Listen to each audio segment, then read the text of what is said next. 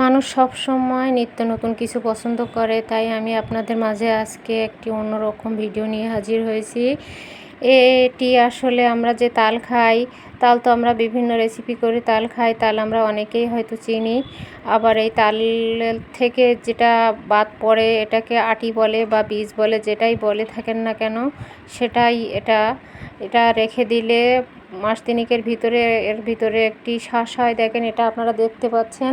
এটা দা দিয়ে কেটে মাঝখান দিয়ে ভাগ করে মাঝে এই ফলটি থাকে। এটা চামচ দিয়ে সুন্দর করে বের করতে হয়। আমি একটি প্লেটে বের করে আর কি আপনাদের সুন্দর করে পরিবেশন করে দেখাচ্ছি। এটা অনেকে রান্না করেও খায়।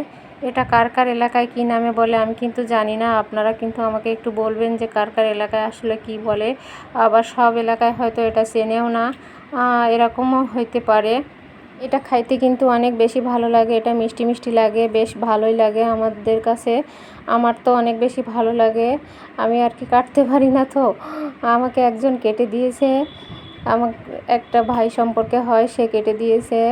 আমি অনেক পছন্দ করি। আমরা সবাই মিলে এটা খেয়েছি, তো ভাবলাম যে আমি একটু ছবি উঠাই আপনাদের মাঝে দেই, ভিডিও করে দিই। তাহলে হয়তো আমার সাথে আপনারাও দেখতে পারবেন জিনিসটি কি, কার কার এলাকায় আছে, কার কার এলাকায় নেই, অনেক কিছু তথ্য আর কি জানা বোঝা যাবে।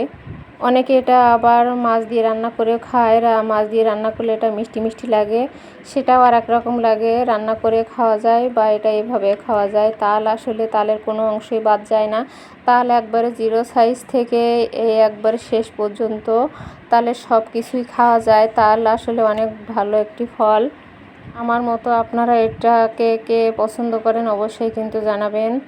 তো আজ আর কি বলবো, শুভ দুপুর। সবাই ভালো থাকবেন, সুস্থ থাকবেন, প্রিয়জনকে অনেক বেশি সময় দিবেন। সবাইকে নিয়ে ভালো থাকবেন। আল্লাহ হাফেজ।